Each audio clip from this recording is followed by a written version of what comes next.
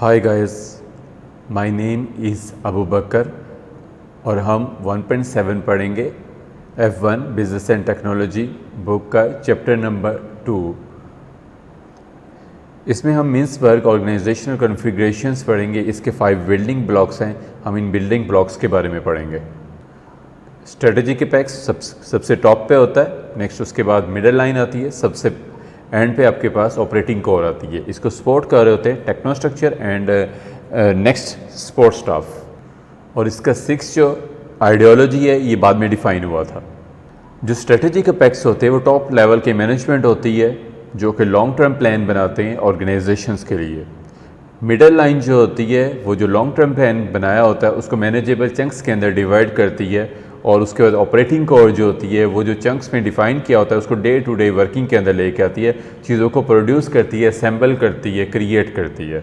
Next आपके पास टेक्नोस्ट्रक्चर होता है। टेक्नोस्ट्रक्चर टेक्निकली ऑर्गेनाइजेशन को सपोर्ट कर रहा होता है, टेक्निकली ऑर्गेनाइजेशन के पूरे स्ट्रक्चर को सपोर्ट कर रहा होता है। ये कोर एक्टिविटीज़ का पार्ट नहीं होते, ये सिर्फ उसको हेल्प आउट करने के लिए होते हैं। ये पूरे ऑर्गेनाइजेशन का जो प्रोसीजर होता है काम करने का ऑर्गेनाइजेशंस के अंदर, जो उसको स्टैंडर्डाइज करते हैं, उसको प्लान करते हैं, उस काम को कंट्रोल करते हैं, वहाँ पे डेफिशिएंसीज जो होती हैं, जो जो कमियाँ होती हैं उनको निकालते हैं। नेक्स्ट आपके पास सपोर्ट स्टाफ जो है ये ऑर्गेनाइजेशन की एक्टिविटीज़ को सपोर्ट कर रहा होता है, ये भी इसका पार्ट नहीं होता। इसमें इंटरनेट सर्विसेज होती हैं, कैंटीन, स्टोर रूम्स वगैरह, एडमिनिस्ट्रेशन सपोर्ट वगैरह, इस तरह। और नेक्स्ट आपके पास आइडियोलॉजी होती है जो ऑर्गेनाइजेशन की टॉप मैनेजमेंट होती है, वहाँ से ये क्रिएट होती है। और जो बिलीफ सिस्टम ऑर्गेनाइजेशन के अंदर या वैल्यूज़ जो डिलीवर की जाती हैं ऑर्गेनाइजेशंस के अंदर वो टॉप मैनेजमेंट से की जाती है, या जो ऑनर होते हैं ऑर्गेनाइजेशंस के उनसे आइडियोलॉजी ऑर्गेनाइजेशन के अंदर दी जाती है। और ये टॉप टू बॉटम तक हर जगह पे फैली होती है, उनके बिहेवियर से, वर्क फोर्स के बिहेवियर से ये शो हो रही होती है। नेक्स्ट इसका सिनेरियो है जिसमें एक कंपनी है QPLC पब्लिक लिमिटेड कंपनी है, इनकी 5 फैक्ट्रीज़ हैं, ठीक है, जो कि बच्चों के टॉयज़ बनाती हैं। हर फैक्ट्री का अलग एक प्रोडक्शन मैनेजर है और ये 5 की 5 फैक्ट्रीज जो होती हैं उनके हर फैक्ट्रीज़ के नीचे प्रोडक्शन मैनेजर के नीचे डिफरेंट वर्कर्स हैं। तो यहाँ पे 3 जो बिल्डिंग ब्लॉक्स है वो डिफाइन हो गए। सबसे ऊपर जो है वो इसके डायरेक्टर्स है कंपनीज़ के, जो कि स्ट्रेटजिक एपेक्स में आते हैं, जो कि लॉन्ग टर्म डिसाइड करते हैं चीज़ों को, उसके बाद प्लान करते हैं, लॉन्ग टर्म स्ट्रेटजीज बनाते हैं लॉन्ग टर्म। और उसके बाद प्रोडक्शन मैनेजर आते हैं जो कि लिंक क्रिएट करते हैं, जो कि मिडल लाइन है। ये मिडल लाइन मैनेजमेंट होती है जो कि स्ट्रेटजिक एपेक्स और जो आपके पास ऑपरेटिंग कोर होती है उनके दरमियान में एक लिंक क्रिएट करती है। नेक्स्ट आपके पास जो तीसरा बिल्डिंग ब्लॉक है उसमें आपके पास असेंबली स्टाफ है, जो कि आपके पास फैक्ट्रीज़ के लेबर है, वर्कर्स हैं, ठीक है। ये सबसे नीचे ऑपरेटिंग कोर जो होता है ये उसको डिफाइन करता है। इस सिनेरियो के अंदर जो क्यूज़ लिमिटेड के PLC के जो डायरेक्टर्स हैं इन्होंने डिसाइड किया कि कॉस्ट को कट करना है ताकि आप प्रॉफिट को मैक्सिमाइज़ कर सकें, जो कि एक प्रॉफिट मेकिंग कंपनी का मेन मोटो होता है, मेन एम होता है इन्वेस्टर्स के लिए कि प्रॉफिट को मैक्सिमाइज़ कर सकें शेयर होल्डर्स या इन्वेस्टर के लिए। तो नेक्स्ट इसमें QPLC इन्होंने एक जॉब डिज़ाइन स्पेशलिस्ट को हायर किया है जिसने पूरी जॉब है उसको चेक करना है कि कहाँ पे कॉस्ट को कट किया जा सकता है। तो ये आपके टेक्नोस्ट्रक्चर के अंदर आएंगे। स्ट्रेटेजिक अकाउंटेंट इनके पास है, इससे रिसेंटली गाइडलाइंस दी हैं कि कहाँ पे स्टाफ जो है वो एक्स्ट्रा एक्सपेंसेस कर रहा है, तो ये भी टेक्नोस्ट्रक्चर के अंदर आएगा। नेक्स्ट आपके पास है cause factory also have a number of administrative staff, ठीक है, जो कि आपके पास कैंटीन वर्कर हैं, सेक्रेटेरियल एम्प्लॉयज़ हैं, ये सारे के सारे सपोर्ट स्टाफ के अंदर आते हैं। और इस तरह आपके 5 के 5 जो बिल्डिंग ब्लॉक्स है ये कवर हो गया। आइडियोलॉजी इसमें जो अभी जनरेट हुई है वो कॉस्ट को कट करने की है, जो कि अपर लेवल की मैनेजमेंट में स्ट्रेटजिक एपेक्स जो हैं उन्होंने डिफाइन किया। तो 6 के 6 बिल्डिंग ब्लॉक्स इसमें कवर हो गए। यही चीज़ें आगे इसके आंसर में उसने पूछी हुई हैं और वो भी डिफ़ाइन की गई हैं। तो यहाँ पे ये चीज़ रिपीट होगी स्ट्रेटजिक एपेक्स में। इसके डायरेक्टर्स आगे उसने एप्लीकेशन पूछी है मिन्सबर्ग ऑर्गेनाइजेशनल कॉन्फ़िगरेशन की। तो स्ट्रेटजिक एपेक्स के अंदर इसके जो बोर्ड ऑफ डायरेक्टर्स हैं वो आगे उन्होंने मेजर स्ट्रेटजिक डिसीजन लेने होते हैं कंपनी के लिए। मिडल लाइन के अंदर इसके प्रोडक्शन मैनेजर हो गए, ठीक है, जिन्होंने लिंक क्रिएट करना होता है असेंबली स्टाफ और जो बोर्ड ऑफ डायरेक्टर्स होते हैं उनके दरमियान में। असेंबली स्टाफ जो इसका है वो इसका ऑपरेटिंग कोर है जो कि प्रोडक्ट्स को असेंबल कर रहा है, तो ये आपके पास ऑपरेटिंग कोर भी कवर हो गया। नेक्स्ट आपके पास टेक्नो स्ट्रक्चर है, ये जो स्ट्रेटेजिक अकाउंटेंट है वो इसका टेक्नो स्ट्रक्चर के अंदर आएगा, और जो इन्होंने जॉब डिज़ाइनर हायर की है वो भी इसके टेक्नो स्ट्रक्चर के अंदर आएगा। सपोर्ट स्टाफ के अंदर इनकी नॉन कोर एक्टिविटीज़ आती हैं जो कि इंपॉर्टेंट नहीं है, जिसमें आपके कैंटीन वर्कर्स हैं, सेक्रेटेरियल स्टाफ है, ये सारे सपोर्ट स्टाफ के अंदर आते हैं। तो आइडियोलॉजी डायरेक्टर्स की जो डिज़ायर है वही आइडियोलॉजी बनती है कि प्रॉफिट को मैक्सिमाइज बनाना, कॉस्ट को कट करना, और इस डिज़ायर की बेस पे टेक्नो स्ट्रक्चर को हायर किया गया है, ठीक है, ताकि आप चीज़ों को एडजस्ट कर सकें। ओके, तो मिन्सबर्ग ने ये आर्ग्यू किया था कि ये जो 6 बिल्डिंग ब्लॉक्स होते हैं, तो हर टाइप की ऑर्गेनाइजेशन के अंदर एक आधा बिल्डिंग ब्लॉक जो होता है वो डोमिनेट कर रहा होता है। तो सबसे पहले हम सिंपल स्ट्रक्चर की बात करते हैं, ठीक है। ये एंटरप्रेन्योरल स्ट्रक्चर जो होता है उसके अंदर होता है, मतलब एक बंदा इसमें जो अपना बिजनेस कर रहा होता है, एक या और ये नई ऑर्गेनाइजेशंस के अंदर होता है। जो नई ऑर्गेनाइजेशन बनती है इसमें टॉप मैनेजमेंट जो होती है वो कंट्रोल कर रही होती है, पूरी की पूरी वर्क फोर्स को वो कंट्रोल कर रही होती है। तो डायरेक्ट सुपरविजन ऊपर से नीचे आती है, इसके दरमियान में कोई भी मिडल लाइन मैनेजमेंट नहीं होती। ये फ्लेक्सिबल स्ट्रक्चर होता है और तेज़ी से ग्रोथ के लिए ये स्ट्रक्चर बहुत इंपॉर्टेंट होता है। नेक्स्ट आपके पास मशीन ब्यूरोक्रेसी होती है। ये बड़ी इस्टेब्लिश्ड ऑर्गेनाइजेशन जो होती है उसमें ये स्ट्रक्चर पाया जाता है। ये हाईली फॉर्मलाइज्ड स्ट्रक्चर होता है, इसमें रूल्स एंड रेगुलेशन पहले से डिफ़ाइन होते हैं, तमाम प्रोसीजर्स डिफ़ाइन होते हैं, हर बंदे को अपनी जॉब्स का पता होता है, उसके रोल का पता होता है, और इसमें प्लान्स और बजट बनते हैं, और हर चीज़ में स्टैंडर्डाइज होती है, और स्टैंडर्डाइजेशन इसमें बहुत ज़्यादा इंपॉर्टेंट होती है। गवर्नमेंट की एजेंसीज़ और जो आपके पास बड़ी मैन्युफैक्चरिंग कंपनीज होती हैं वो इस स्ट्रक्चर के ज़रिए चल रही होती है, इसमें टेक्नो स्ट्रक्चर डोमिनेट कर रहा होता है। मशीन ब्यूरोक्रेसी के बाद आपके पास आ जाता है प्रोफेशनल ब्यूरोक्रेसी। इसमें ऑपरेटिंग कोर, जो लोग काम कर रहे होते हैं, निचले वर्कर जिनकी बेस पे ऑर्गेनाइजेशन चल रही होती है, वो डोमिनेट करते हैं। ये आपके पास मेडिकल या लीगल इंडस्ट्रीज़ के अंदर यहाँ पे होता है, जहाँ पे डॉक्टर या नर्सिस वगैरह डोमिनेट कर रही होती हैं, या लॉयर्स डोमिनेट कर रहे होते हैं। इनका जो स्टाफ होता है वो हाईली स्किल्ड होता है, मतलब डॉक्टर्स जो होते हैं वो हाईली स्किल्ड होते हैं, उनकी रिप्लेसमेंट नहीं की जा सकती होती। इसमें भी ब्यूरोक्रेसी इन्वॉल्व होती है, रूल्स एंड रेगुलेशन बहुत ज़्यादा होते हैं। इसमें डिसीजन जो होता है वो डिसेंट्रलाइज होता है, मतलब निचले लेवल पर डिसीजन होता है, डॉक्टर्स मिल के जो डिसीजन करते हैं वही ऊपर जाता है। जो टॉप मैनेजमेंट होती है वो इसको कंट्रोल नहीं कर सकती होती इस टाइप की ऑर्गेनाइजेशन को, तो इसमें ऑपरेटिंग कोर जो होती है वो डोमिनेट करती है। तो इसमें स्टाफ के पास जो बहुत ज़्यादा पावर होती है, इंडिपेंडेंस होती है। नेक्स्ट आपके पास आ जाता है डिविजनलाइज स्ट्रक्चर। तो इसमें मिडिल लाइन जो होती है वो डोमिनेट करती है। इसके अंदर डिविजनल स्ट्रक्चर जो हमने पहले पढ़ा था वो डोमिनेट कर रहा होता है। जो स्ट्रेटेजिक अपेक्स, मतलब जो डायरेक्टर्स होते हैं वो लॉन्ग टर्म प्लान कर रहे होते हैं, स्ट्रेटेजिक प्लानिंग कर रहे होते हैं, बड़ी पिक्चर्स देख रहे होते हैं ऑर्गेनाइजेशंस की। और लाइक नेस्ले कंपनी है, उसके जो डिफरेंट डिवीजन्स हैं उनको अलग-अलग डिविजनल मैनेजर्स जो होते हैं वो हैंडल कर रहे होते हैं। इसमें जो डिविजनल मैनेजर होता है उसका और ऑपरेटिंग कोर की आपस में स्ट्रॉन्ग बाउंडिंग होती है, और जो डिविजनल मैनेजर होता है उसका वो स्ट्रॉन्ग कंट्रोल होता है जो day to day operations organization के अंदर चल रहे होते हैं उसके ऊपर, ठीक है। उसको जो पार्ट दिया होता है बिजनेस का, उसके ऊपर उसका बहुत ज़्यादा स्ट्रांगली कंट्रोल होता है, और अपना जितना उसको पार दिया होता है उसकी वो अपनी खुद की स्ट्रेटजी भी, लोकली स्ट्रेटजी जो होती है वो भी डिफाइन करता है। नेक्स्ट आपके पास आ जाता है एडहोक्रेसी। तो इसके अंदर सपोर्ट स्टाफ या ऑपरेटिंग कोर डोमिनेट कर रहा होता है। ये ऐसी इंडस्ट्रीज़ के अंदर पाया जाता है जहाँ पे इनोवेशन ज़्यादा होती है, लाइक आपके पास हाई टेक्नोलॉजी से रिलेटेड जो कंपनीज़ होती है उसमें होता है।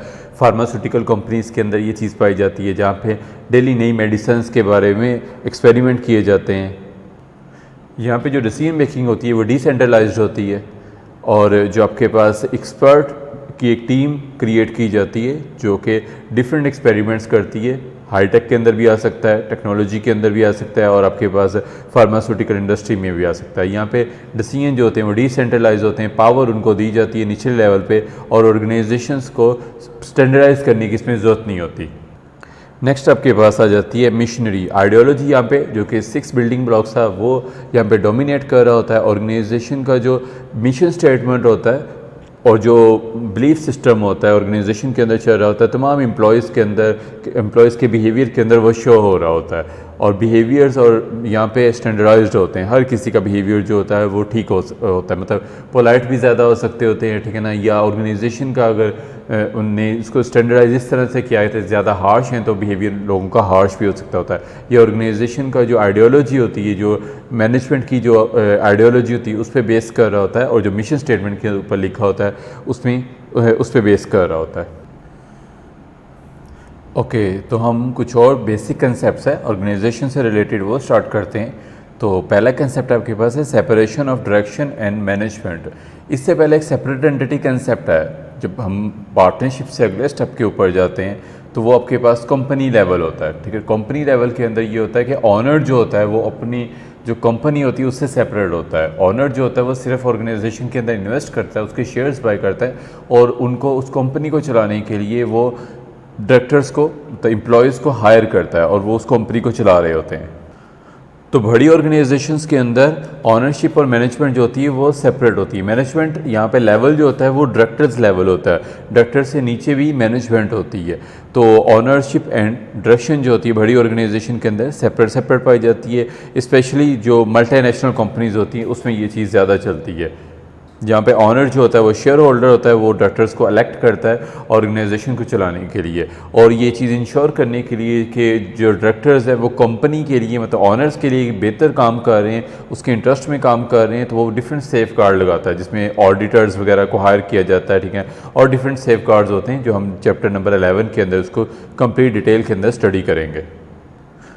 तो यहाँ पे आपके पास मैनेजमेंट और डायरेक्शन भी सेपरेट है, मतलब जो डायरेक्टर्स हैं कंपनीज़ के वो कंपनी को डायरेक्शन दे देते हैं, मैनेजमेंट जो होती है वो उसको डे टू डे उसके जो अफेयर्स होती है उसको देख रही होती है, और जो डायरेक्टर्स होते हैं वो डिफरेंट इश्यूज़ जो होते हैं, जो लॉन्ग टर्म इश्यूज़ होते हैं उसको देख रहे होते हैं, उसकी लॉन्ग टर्म स्ट्रेटजीज़ बना रहे होते हैं, जिस तरह के न्यू चेन ऑफ शॉप्स कहाँ पे खोलनी है, फ्रेंचाइजीज़ कहाँ पे खोलनी है, किस एरियाज़ को कवर करना है, न्यू प्रोडक्ट कौन सी लॉन्च करनी है, किस मार्केट के अंदर लॉन्च करनी है, या एग्जिस्टिंग प्रोडक्ट को न्यू किस तरीके से आपने लॉन्च करना है, ये डायरेक्टर्स देख रहे होते हैं, डायरेक्शंस दे रहे होते हैं। और जो मैनेजर्स होते हैं, डायरेक्टर्स ने जो मैनेजर्स हायर किए होते हैं वो डे टू डे जो बिज़नेस के अफेयर्स होते हैं उसको देख रहे होते हैं, मतलब हायरिंग फायरिंग, जो कंप्लेन आ रही हैं कस्टमर्स की, वो प्रोडक्ट के अंदर कोई प्रॉब्लम आ गए हैं, ठीक है, उसको मैनेज करना, मटेरियल को देखना, लेबर को चेक करना, ठीक है, ये लेबर्स को मैनेज करना, ये सारा कुछ डे टू डे जो अफेयर्स होते हैं ऑर्गेनाइजेशंस के, ये मैनेजर्स देख रहे होते हैं।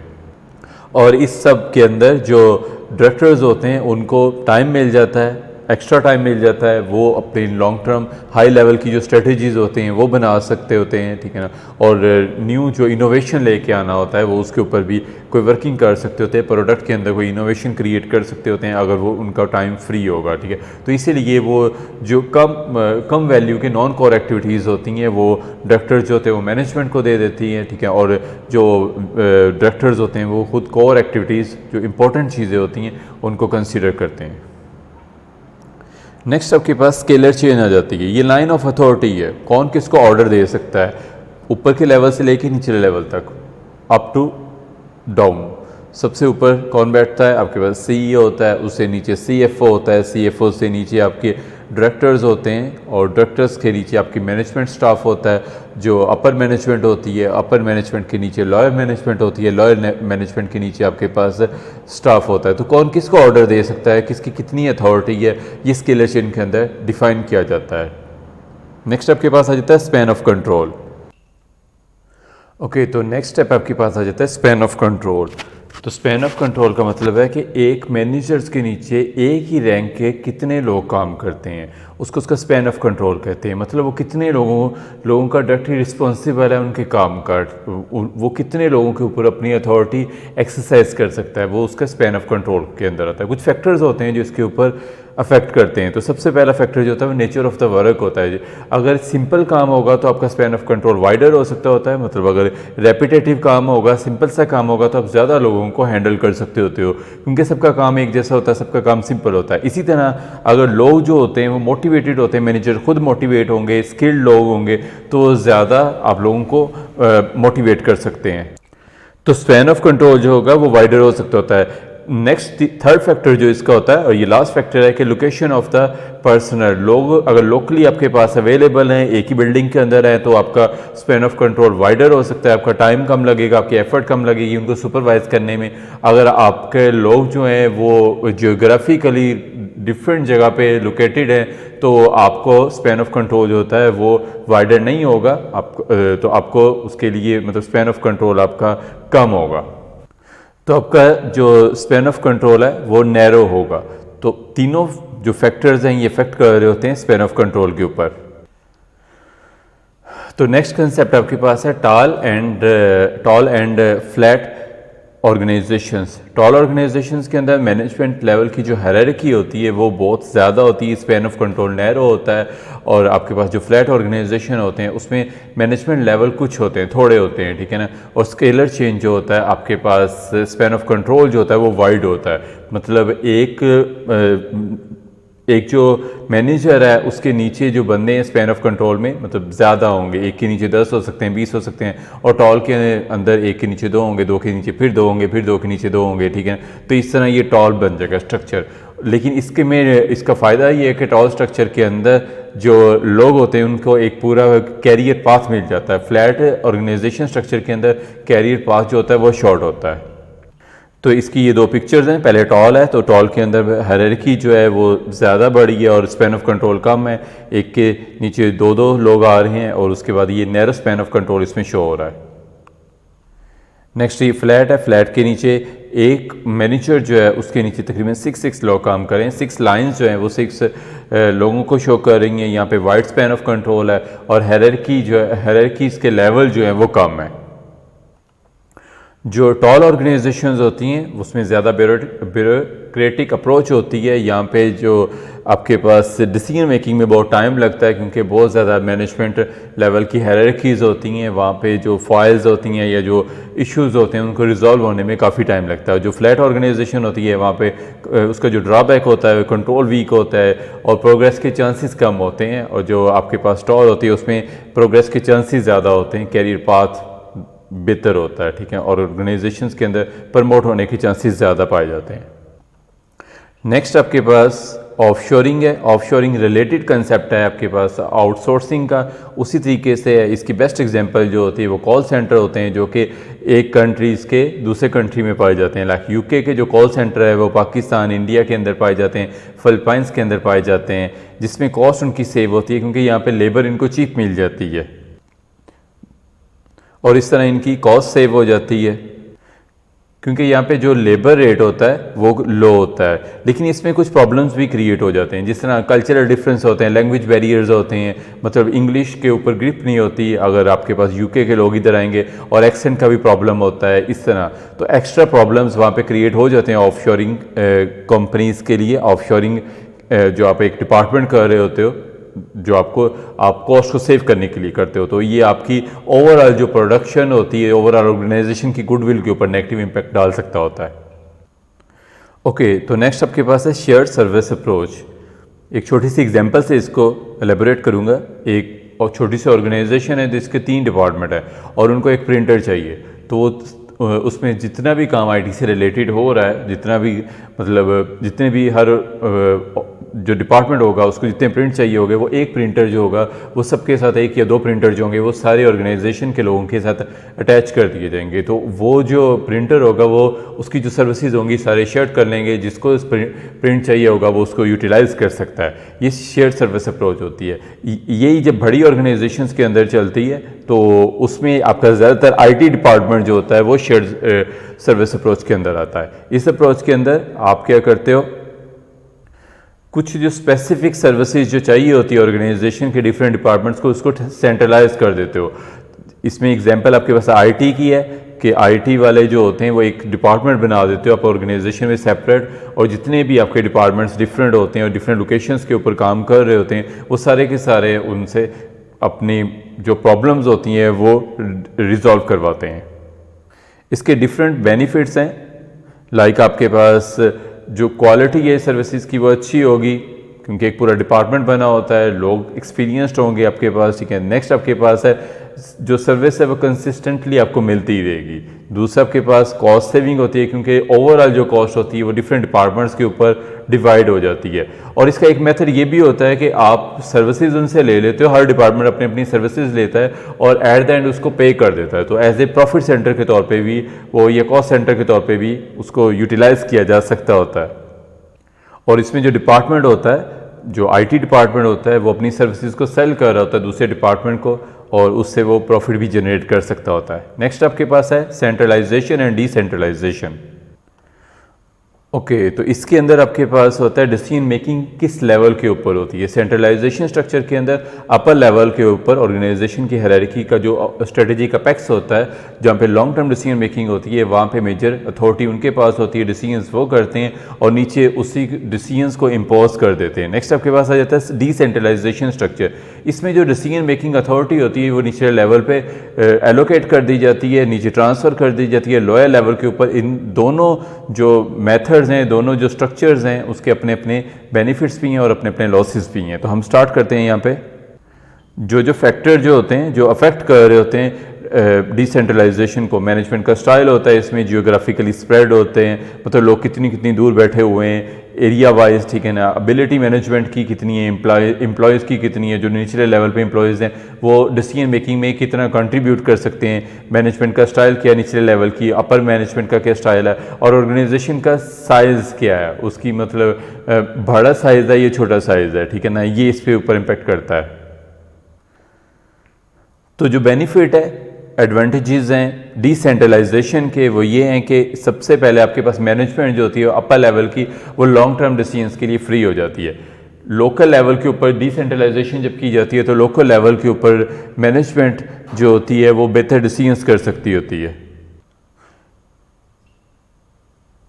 तो मैनेजमेंट को अपना जो कैरियर पाथ होता है यहाँ पे क्लियर नज़र आ रहा होता है, इसलिए ज़्यादा मोटिवेटेड होती हैं, उनका एक्सपीरियंस बढ़ रहा होता है, एक्सपर्टीज़ बढ़ रही होती हैं, ज़्यादा तेज़ी से मार्केट को रिस्पॉन्ड कर सकते होते हैं।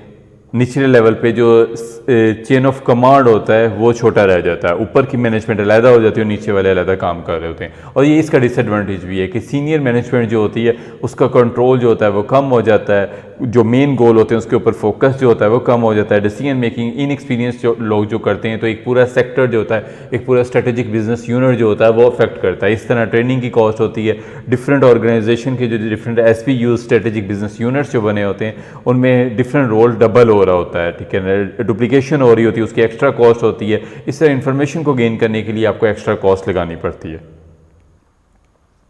नेक्स्ट टॉपिक नंबर 4 आपके पास है लेवल ऑफ स्ट्रेटजी। ऑर्गेनाइजेशंस के अंदर मैनेजमेंट की रिस्पॉन्सिबिलिटीज़, उनके रोल, उनके अथॉरिटीज़ के एतबार से डिफरेंट लेवल्स हैं। तो यहाँ पे 3 लेवल डिफाइन किए गए हैं जो कि हम पढ़ेंगे कि ऑर्गेनाइजेशन के डिफरेंट लेवल ऑर्गेनाइजेशन के किस किस पार्ट को कवर करेंगे। तो एंथनी ट्रायंगल का एक मॉडल है जो कि 3 लेवल को डिफाइन करता है। सबसे ऊपर स्ट्रेटेजिक प्लानिंग होती है, फिर टैक्टिकल प्लानिंग होती है, फिर ऑपरेशनल प्लानिंग होती है। तो स्ट्रेटेजिक प्लानिंग सबसे टॉप के ऊपर आती है। ये लॉन्ग टर्म प्लान करते हैं और ये पूरी ऑर्गेनाइजेशंस को अपने प्लान के अंदर कवर करते हैं। इनका जो प्लान होता है वो 5 साल से बियॉन्ड होता है, 5 साल से ज़्यादा तक का होता है, और इसमें पूरी ऑर्गेनाइजेशन कवर हो रही होती है इनके प्लान के अंदर। ये टॉप लेवल की मैनेजमेंट होती है जो कि लॉन्ग टर्म प्लान कर रही होती है। नेक्स्ट आपके पास आ जाता है टैक्टिकल प्लानिंग। ये मिडल मैनेजमेंट होती है जो कि डिवीजन्स के, मतलब पूरी ऑर्गेनाइजेशन के अंदर जो डिपार्टमेंट्स होते हैं, ये डिपार्टमेंट्स के बारे में प्लान कर रही होती है कि रिसोर्सेज को यूज़ कैसे करना है, जो आपने रिसोर्सेज एलोकेट करने हैं उनको किस किस तरह आपने यूटिलाइज करना है। नेक्स्ट आपके पास आ जाता है ऑपरेशनल प्लानिंग। ये जूनियर मैनेजमेंट होती है, ये सुपरवाइज़र होते हैं, ये शॉर्ट टर्म प्लान करते हैं और ये प्रैक्टिकल वर्क करके दिखा रहे होते हैं, प्रैक्टिकल वर्क कर रहे होते हैं। और जो आपके पास टेक्निकल लेवल के प्लान होते हैं उनको ये फुलफिल कर रहे होते हैं, और टेक्निकल लेवल वाले स्ट्रेटेजिक लेवल की प्लानिंग जो होती है उसको फुलफिल कर रहे होते हैं। तो यहाँ पे एक सुपरमार्केट की एग्जांपल है जहाँ पे 3 लेवल उसने डिफाइन किए हैं। स्ट्रेटेजिक प्लानिंग का लेवल जो होता है ये चीज़ डिसाइड कर रहा होता है कि कहाँ पे उन्होंने अपने स्टोर्स ओपन करने, सुपरमार्केट के जो स्टोर्स हैं कहाँ पे ओपन करने, और इन्वेस्टर को कैसे लेके आना है, इन्वेस्टर से कैसे कैश रेज करना है। नेक्स्ट लेवल आपके पास टैक्टिकल प्लानिंग है। इसमें इन्होंने डिसाइड करना होता है कि कैसे लोकल एडवर्टाइजमेंट करेंगे, हम प्रोडक्ट को कैसे स्टॉक के अंदर रखेंगे, कब आप प्रमोशन चलाएंगे। नेक्स्ट आपके पास ऑपरेशनल लेवल होता है, ये डे टू डे स्ट्रेटजीज जो होती हैं उनको देख रहे होते हैं कि शिफ्ट पैटर्न क्या होगा, कब लोग आएंगे कब लोग जाएंगे, जो एम्प्लॉयज़ हैं एम्प्लॉयज़ की ड्यूटीज़ की टाइमिंग क्या होगी। इस तरह ये देख रहे होते हैं कौन से स्टॉक जो है वो शेल्फ के अंदर रखने हैं, और जो एडवर्टाइजमेंट चल रही है उसके मुताबिक एम्प्लॉयज़ जो है वो रेडी होने चाहिए बताने के लिए, और जो स्टॉक है वो शेल्फ्स के अंदर पड़ा होना चाहिए। तो ये जो तीनों लेवल होते हैं ये आपस में इंटरेक्ट करने चाहिए, तीनों लेवल एक दूसरे को सपोर्ट करने चाहिए। अगर अपर लेवल की मैनेजमेंट कुछ डिसाइड करती है, ठीक है, कस्टमर सर्विसेज, बेहतर कस्टमर सर्विसेज बनाने के लिए, तो अगर टेक्निकल लेवल के लोग उनके डिसीजंस को फॉलो नहीं करते या ऑपरेशनल लेवल के लोग उनके डिसीजंस को फॉलो नहीं करते, तो आप अप्रोप्रिएट कैंडिडेट्स को हायर नहीं करते टेक्निकल लेवल के ऊपर, और जो नीचे लेवल पे आपने कैंडिडेट्स हायर किए हुए हैं ऑपरेशनल लेवल के ऊपर, वो उस तरह परफॉर्म नहीं करते जिस तरह मैनेजमेंट चाहती है, तो ऑर्गेनाइजेशन के जो मेन मकासद होंगे वो फुलफिल नहीं होंगे। Hope you like the video, तो शेयर और सब्सक्राइब करना ना भूलिएगा। Thank you.